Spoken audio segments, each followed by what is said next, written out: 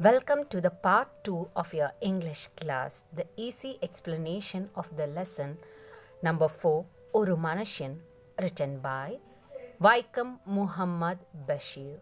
So, part 2 of the lesson. So, in the last class, we have entered the conversation, or we have seen that the author is having a conversation between the restaurant owner and he himself.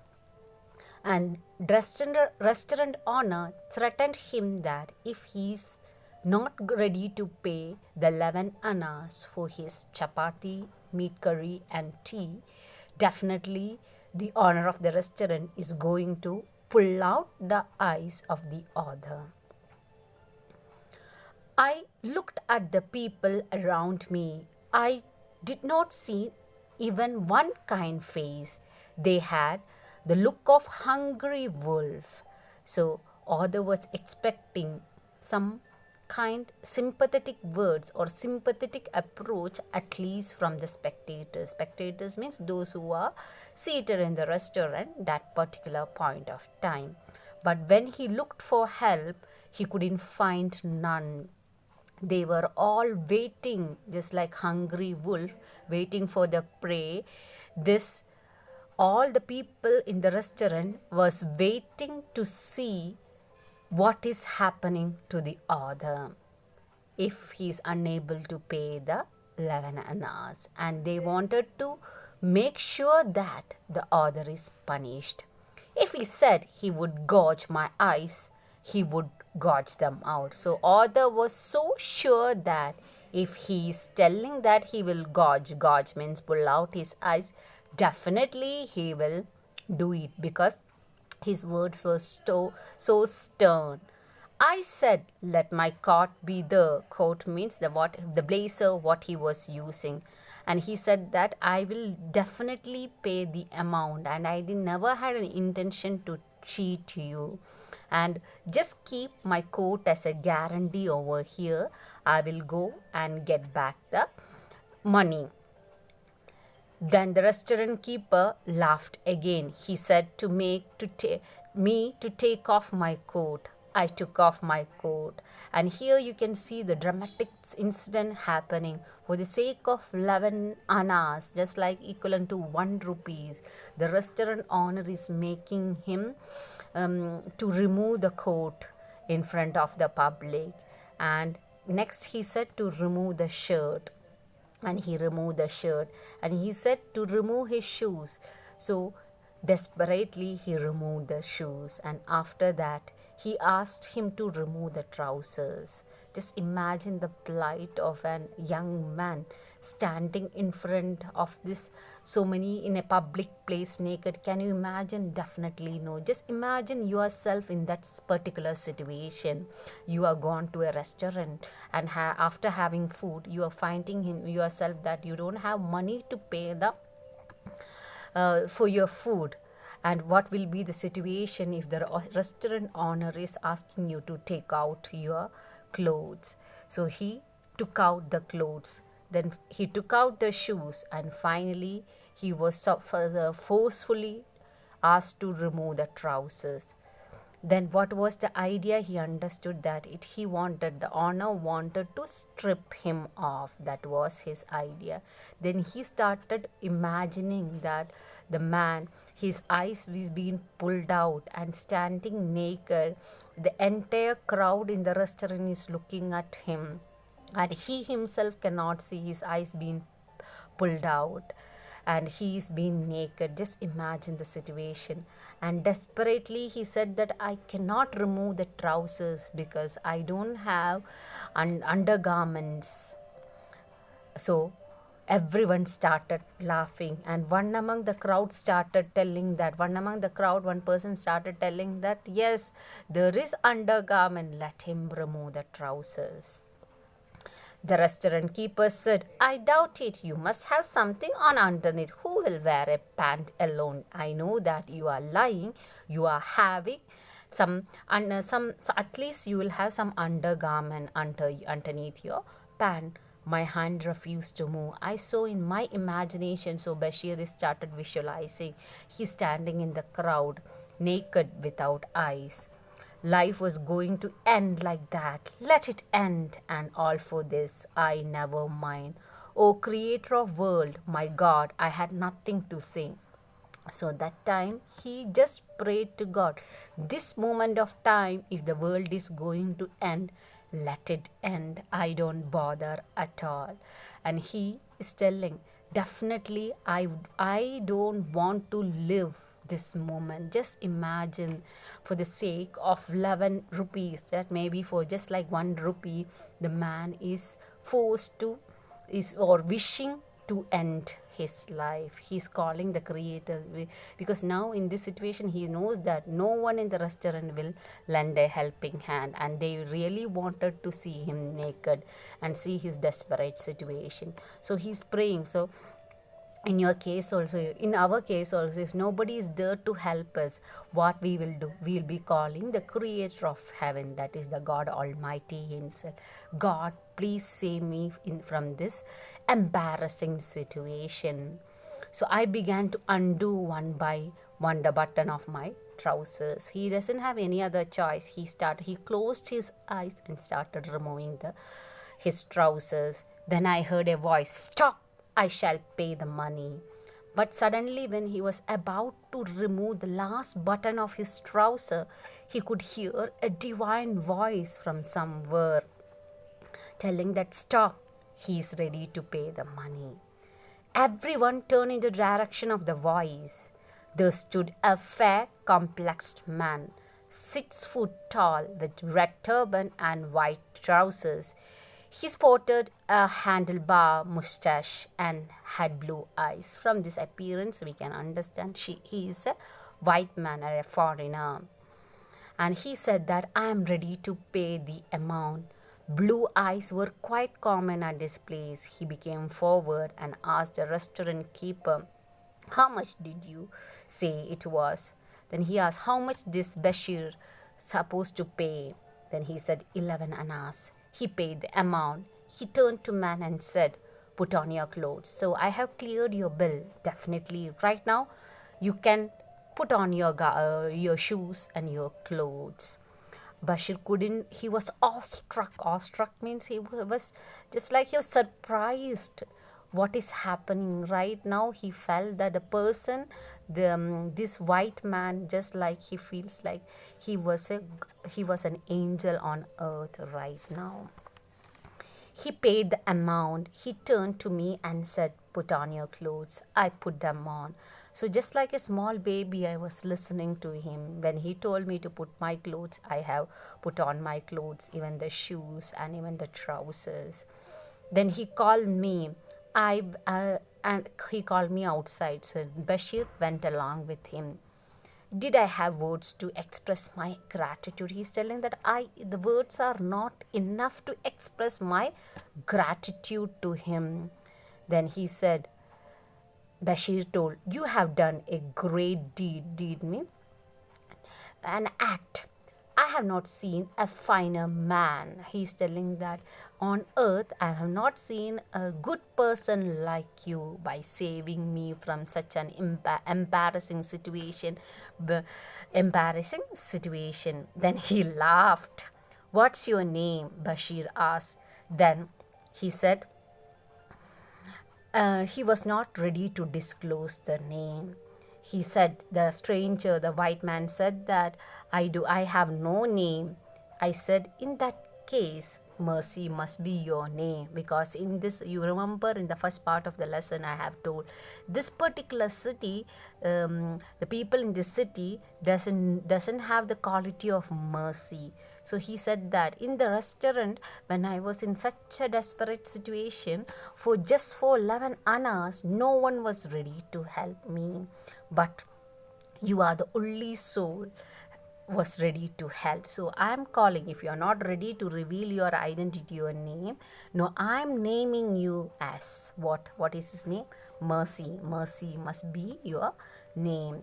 He did not laugh at that. He walked on until we reached a deserted bridge. So he was not ready to talk to Arthur. They walked quite a bit, and when they deserted means nobody was there all around. Only both Honor and the Bashir, Arthur, and the stranger, the man who rescued or helped him from the embarrassing situation. He looked all around. There was none. Look, you must go away with turning around. If anyone asks whether you have seen me, you must say no, and he just warned me. Again, you can go. And if anybody inquires about me, or have you seen a man, or you tell me the whereabouts the man who have helped you from the embarrassing situation or from the restaurant keeper's hand, you mustn't tell nothing to them. He took out 5 from various pocket, 5 wallets. So 5 among them was mine. So you may have usually 2-3 pockets, correct, no? But in a pocket, in a coat or in your blazer, you may not have 5 to 10 pockets. So from this we can understand that he is a robber, he is a pickpocketer. But that the pain and the agony what he was going through, Bashir was going through, that changed this particular robber's mind. And he said he took 5 different wallets from different pocket and showed him. And when among the 5 wallet, it was one among that was Bashir's wallet. Then he asked, which one is yours? And he pointed out his wallet, and he opened it, and money was intact. Intact means nothing is been, it was as it is. Intact means as it is. He had 14 rupees in his wallet, it was untouched. I put in my pocket, he told me. Go, may God help you. I repeated, may God help you. So here you can see a transformation in the thief's mind after seeing the moving situation of an innocent person being embarrassed or tormented by a group of people. Without telling anything, the person, the pickpocketer, changed his mind. What a touching story it is. Sometimes in our life it happens. Understood? Sometimes we feel that cruel people, it is not. Maybe out of situation, out of poverty or something, some other situation must have forced this person to become a pickpocketer.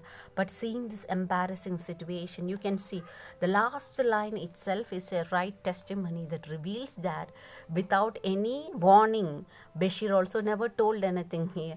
He would have asked very well, you are a robber. He never called all the people. He would have made a fuss over there, but Bashir also never did. So in your life also, if you get a chance, an opportunity to transform a person, if it is, as the proverb says, that it is divine to err, it is divine, it is human to make mistake, and forgive is divine. Understood? We human being always make mistake, and if you give a chance for the people to repent or come back or to make them realize their mistake, definitely they will change. This story, written by Vaikom Muhammad Bashir, is a true example. Without telling, without doing anything, without punishing, a sudden transformation has taken place in the mind of the thief. Thief himself understood the pain, the agony what the Bashir is going through. So you can say that the world is not that so bad. There are good people also. Or in turn, in fact, we can tell world is good and people too are good. But only the circumstance must have made them to be cruel or evil people. When Bashir got an opportunity, he also never he never blamed him or questioned him what he did. He also gave a chance for the person to come back. Sometimes your life may be the message for others. So let us do a small recap of the lesson. So main character of the lesson is the narrator himself, the Bashir himself. He is a Malayali writer, and he is very well known for his short story writer. and his most of the work are related to the simple people's lives, rustic life, simple life. Here also you can see that he is not a rich man, he is narrating his own personal experience, a middle class man.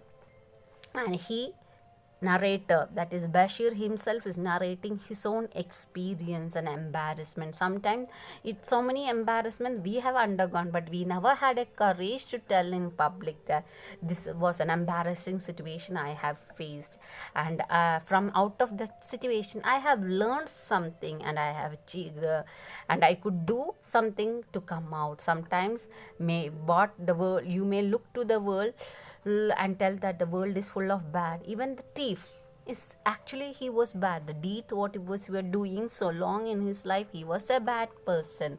But what happened? The pain of him, Bashir have really moved his heart without anybody's force or anybody's questioning. What the thief himself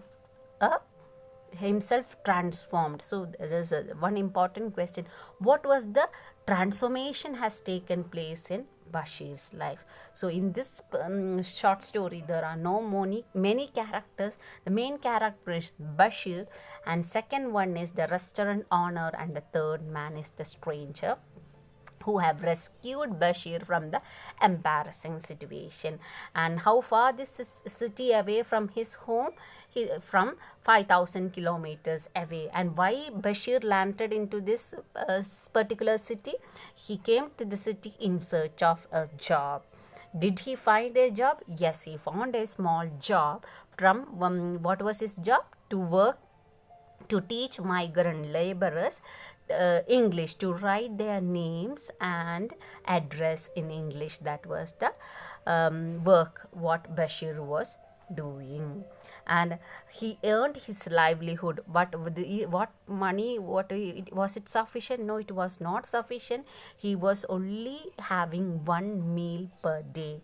He used to get up by 4 o'clock. It is not because he's lazy, because he wanted to save the expenditure of morning breakfast and afternoon meal. So he had only one time meal a day. Even though he was poor, he never showed his body outside. It says that he was dressed up very well. He dressed in a suit or in a blazer with shoes, and he was a well dressed. That shows that he never did wanted to show his poverty in front of the society. And he narrates a wonderful experience what he had in the restaurant, and what made him to realize that the world is not so bad. Whatever there are good people, and among the bad people there are good people also, and you cannot condemn a person throughout calling a bad man. The action what the stranger was doing was not right, but the transformation have taken place in the thief's mind. That was the highlight of the story. After seeing the agony of the Bashir, the pickpocketer decided to change his mind. That was really wonderful message what Bashir is trying to tell us. So I hope you understood the part 1 and part 2. If you have any doubts, you can text me. So let me ask few questions before I could end the in this lesson. The name of the lesson is Oru Manishan, written by Vaikam Muhammad Bashir. He is a great renowned writer. Then the name of the lesson is Oru Manishan. The translation of Oru Manishan means one man, the story of one man.